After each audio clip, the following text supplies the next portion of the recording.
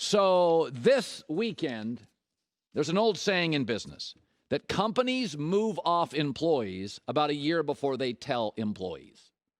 If your company is sort of over you, they're not going to give you a heads up. They're going to do subtle things, small things, and you'll kind of feel like, I'm getting hints here. Baker Mayfield's career, here it is this weekend. It's the biggest game of his career. Now, you would say to yourself, Cleveland's 8-3, everything's going well. Yeah, except when they played good teams like Pittsburgh, they were destroyed. Baltimore, they were destroyed. Raiders, they were manhandled. This weekend, they play Tennessee, and it is a precursor to the playoffs because Tennessee is the kind of team, the new GM in Cleveland and the new coach in Cleveland, they need to beat going forward. Tennessee is a very good team, but like every team in the playoffs except Kansas City, they're flawed. And the flaw is perfect for Baker Mayfield. They have no pass rush, and Tennessee's a terrible third down defense, meaning Baker's going to be comfortable. Cleveland will be able to run the football. Baker has to compete this weekend. He could lose in overtime. He could lose close. But if Baker Mayfield can't compete this weekend, what it's telling you is against the Pittsburghs and the Baltimores and the Tennessees and the Raiders, playoff-level teams, even with all this talent in Cleveland, even when the matchup is perfect, Titans really match up. This is a good matchup for Cleveland because Tennessee's got no pass rush and Baker is bad with pass rushes, and they don't have one. 29th most sacks in the league. They got no pass rush, so Baker's going to sit in that pocket and be comfortable. And in fact, Ryan Tannehill will be more uncomfortable in the pocket because Myles Garrett's back for Cleveland and Tennessee's O-line's a little banged up.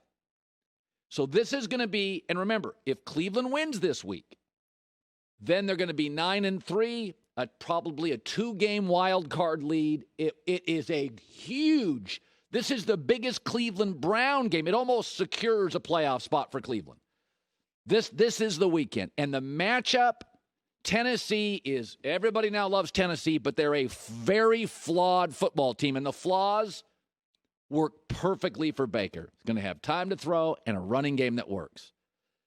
They will make a decision privately on that flight back or somewhere during the week. If Baker gets rolled like he did against Pittsburgh or Baltimore or manhandled defensively like against the Raiders, they're moving off him. Greg Cosell earlier this week talked about the similarities with the Titans and the Browns. They're mirror images of each other. That's why Baker better be able to compete this weekend. Baker Mayfield is still struggling. He's very inconsistent. You can see he plays very fast. There's a frenetic movement to him. But then he'll also make 2 or 3 throws a game that remind us all why he was the number 1 pick when he came out of Oklahoma. So, but he questions, is the quarterback good enough? Cleveland is 8-3, and it is the question. Is the quarterback a liability? Baker, this weekend, shut me up. Shut America up. Shut your critics up. Attack Tennessee. You don't even have to beat Tennessee, but you better be around with 3 minutes to play. This is your career. This is it. No chatter, no talk, no commercials. This is it. These are the games, Tennessee, a precursor to the playoffs. This will be like a playoff game before the playoffs. The greatest sin in the NFL is having a great quarterback who has a lot of talent and you waste their talent. I think Detroit has wasted Matt Stafford's talent with some really weak coaches. I think Houston has wasted Deshaun Watson's talent. They don't have a GM or really a full-time coach right now. And that's a real sin in the NFL. But I guess you could say it's not the greatest sin because Stafford and Deshaun Watson are really expensive. And that does limit other things you can do in your roster. The single greatest sin is having a great young quarterback who you're paying nothing for and you're wasting him. And this weekend's a great example. I like Anthony Lynn. I've met him and I know him. And I do think he has some qualities, some alpha qualities where guys like to play for him. But this weekend's a great example. The Chargers are an underdog at home to the Patriots. The Chargers have the better quarterback, the better pass rush specialist, Joey Bosa, the better wide receiver, Keenan Allen, 3 highly graded tight ends. They're at home, and they're an underdog. Cam Newton has 4 touchdown passes this year. Justin Herbert had 4 in one game, and not against a stiff. He did it against the Saints. Okay, in baseball, analytics have devalued the manager. In basketball, Frank Vogel was fired twice. He gets LeBron, he wins a title. The star drives the bus. But football's the coaching sport.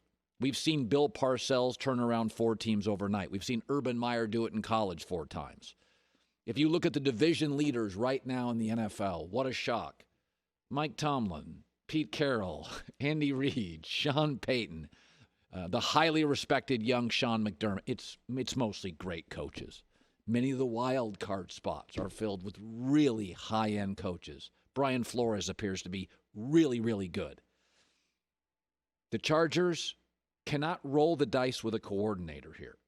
You cannot be an underdog at home with Keenan Allen, Joey Bosa, Justin Herbert's talent, an underdog to the Patriots. By the way, what happens when you get a quarterback who's talented? On a rookie contract, Jared Goff got to a Super Bowl. Russell Wilson got to 2. Mahomes got to 1. Joe Flacco and Cam got to 1.